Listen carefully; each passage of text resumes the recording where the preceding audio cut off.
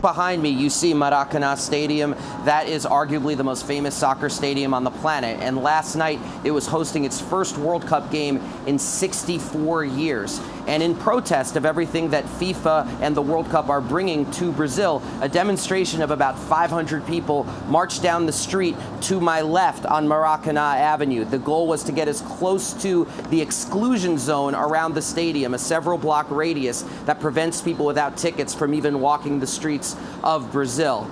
Now, I ran ahead with my cameraman, Zach Zill, about 2 blocks ahead to be able to capture what would happen when the protesters met with police. And about a block and a half in front of the protesters, I saw a series of riot police come out of these wagons. And they were dressed in full regalia, gas masks, shields, all the rest of it, and they started beating their shields in rhythmic fashion.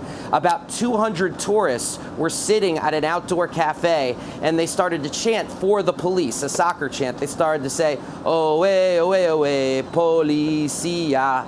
And then the police fired tear gas about a block and a half towards the protesters, yet they got their trajectory wrong, and the tear gas landed just about 100 yards in front of them, and then a headwind blew the tear gas onto the tourists, sending 200 tourists scattering, who were cheering for the police just moments ago, scattering in utter panic. The tear gas blew on me as well. And at that point, the police got their trajectory correctly. They fired, by my count, 2 more canisters of tear gas, concussion grenades as well, which then served to disperse the 500-person protests. And later was the incident that the AP reported of an officer actually firing live ammunition. That I did not see, but frankly, I wasn't seeing a great deal at that point anyway.